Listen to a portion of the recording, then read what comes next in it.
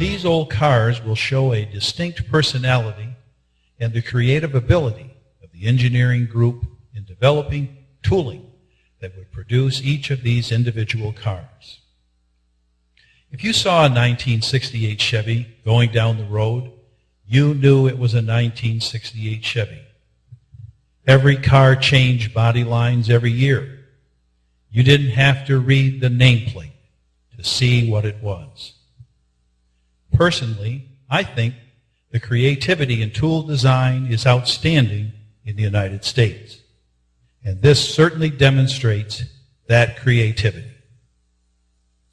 Now, since those years, things have changed in our industry and are continuing to change.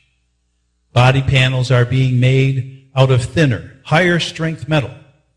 We are now even going to tailored welded blanks that are much more difficult to deal with from a tool design and production standpoint. There is a great inventory of mechanical presses currently in use in North America.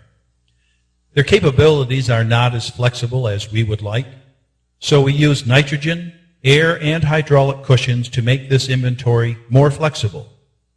In many cases, we change the production part for cost reduction to what the tool designer wanted, so it can be run on an inflexible press. If we could add some additional flexibility to the production press with computerized controls and intelligent software with appropriate valves, our production abilities would be greatly enhanced. On the surface, this appears to be a perfectly normal 1,800-ton press operating at 12 strokes per minute, producing automotive parts. To improve this try-out press's versatility, it was fitted with a 450-ton intelligent hydraulic cushion. This cushion has 3 150-ton cushion tables with 4 independently controlled hydraulic cylinders for each cushion table.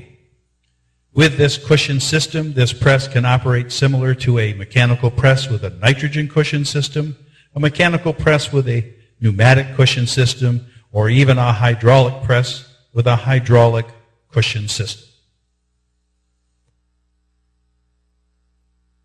A Zycon Pentium-based controller controls this press. As we open the cabinet, you can see that this is packed with a considerable amount of hardware. In here are the necessary outputs for all of the appropriate valves, pumps, and motors. There is also the required inputs from pressure transducers, encoders, and other measuring devices that give this system the information to control the cushion to maximize its operation. This unit can also output to a printer to give a die operational history printout.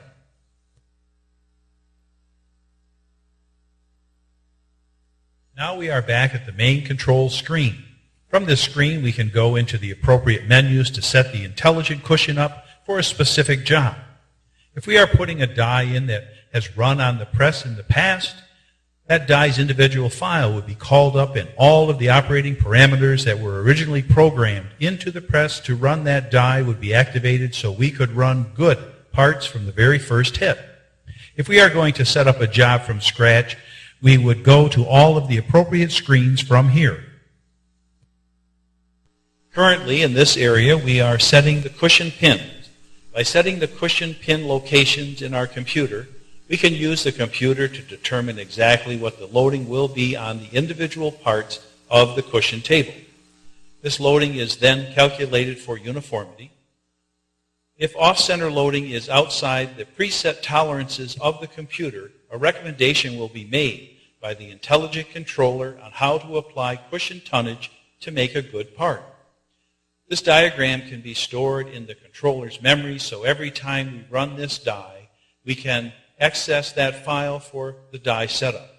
The interesting thing about this cushion pin setup is that we are using one length pin that measures 24 inches with a usable stroke of 12 inches.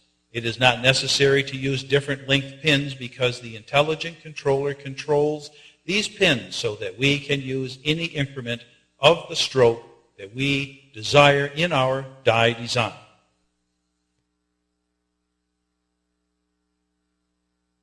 Having the combination of a sub-bolster and a moving bolster, The removal of cushion pins is quite simple.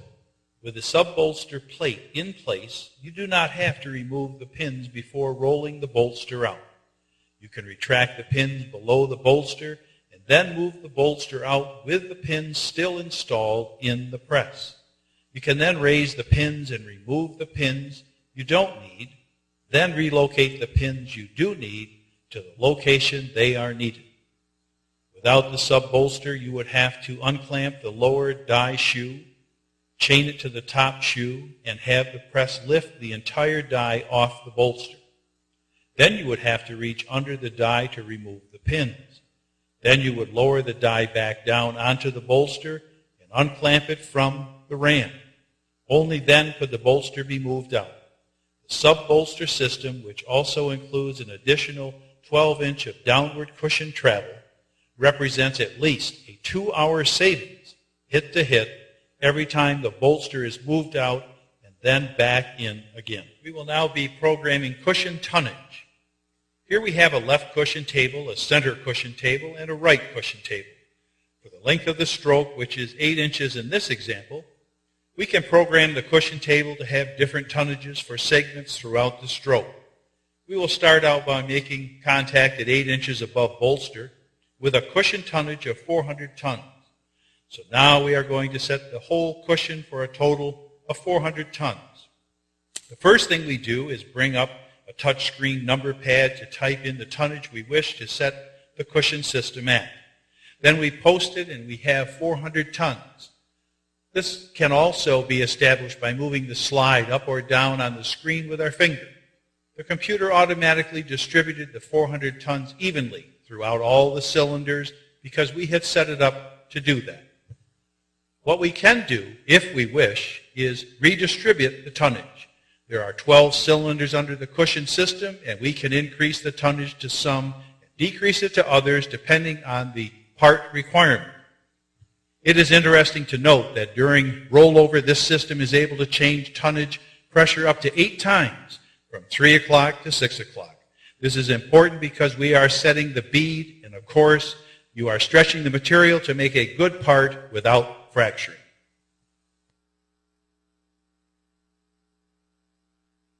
Now we are showing a blank that is called a tailored blank. In the automotive industry, a lot of the blanks are being tailor designed now with different thickness material and different grain direction. We've seen blanks with 3 different material thicknesses welded together, which makes forming much more difficult.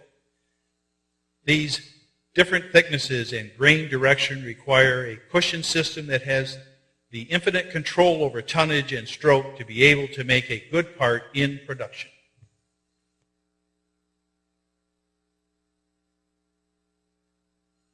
We will now go back and preview what has been programmed into this cushion. We have 3 tonnage settings over the 3 different segments of the stroke. On the graphical representation, this is the entire cushion table. The other 3 graphs are each of the 3 individual cushion tables, this one being the left cushion table, this one being the center table, and this one being the right cushion table. You can see that for the first 2 inches of stroke, we are set for 400 tons of total cushion pressure. Then we drop to 300 tons of pressure for the next 2 inches, and then to 200 tons for the last 4 inches of stroke. Say we are using a tailored blank and our center cushion table needs a bit more pressure during the second stage. We are going to take just 2 of the cylinders of this table and increase them from 25 tons each to 32 tons each for this stage of the operation. While we are making these changes, I want you to note that the computer is not limited to only 3 pressure changes during the stroke. We can make as many as 8 pressure changes during the working stroke while the part is being formed. Many times forming a part takes a press to its absolute maximum tonnage rating to form the part and maintain bead pressure. By being able to reduce cushion tonnage during the stroke, the press has more tonnage available to form parts.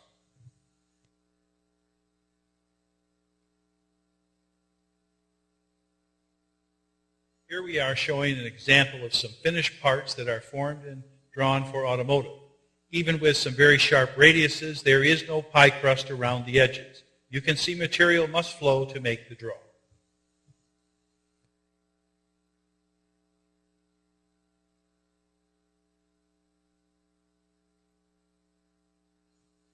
Now let's see how this control technology works in real life on the factory floor.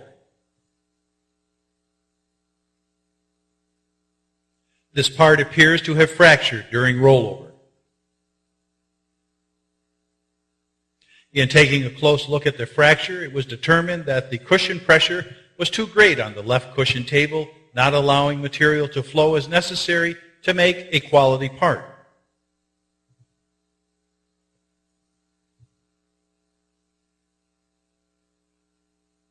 Now, without making any tool adjustments or any tool changes, we are going to develop a quality part now without any fracturing. This is done with the pre-settings we have just done in the computer that are locked into the memory. What the operator will need to do is to access the program for the tonnage settings like we have shown you previously. Once he has done that, he will decrease the tonnage settings on the left cushion table. You can see that the computer is set to keep all of the cylinders on each table the same, so that by just moving one of the cylinders down on pressure, all of the other cylinders on that particular table follow suit. For the settings on this part, only one tonnage per cushion table is being used for the entire stroke. If this tonnage correction does not work, we may need to again analyze the part and either change the tonnage again or add an additional stage during the stroke to make the material flow as necessary. This appears to be a flaw that can be handled by our controller. Now we are going to roll the press over again and see if the adjustments have made an acceptable part for us. During the press cycle, we will increase the background noise so you can hear the press operate. Please note that there is no bang when the die comes together. That means the cushion pre-acceleration and hydraulic response is well synchronized. When viewing the final cushion graph, you can also note that there is not a pressure spike.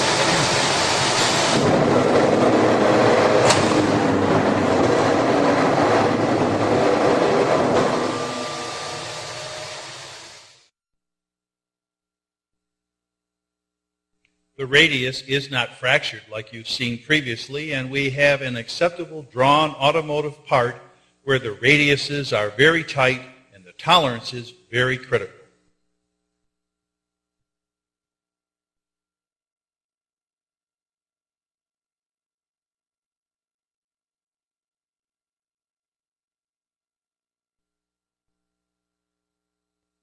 If you look at the graph, you will see a representation of all three cushion tables with the pressures applied by them throughout the stroke. What we did was decrease the cushion pressure on the left cushion table by about 20 tons. This graph representation shows what actually happened throughout the stroke as opposed to what the cushion was set up for. If this is a trial press, this could be printed out onto a hard copy to go with the die to the production press, so it could be set up to be able to run good parts with a minimum of trial and error.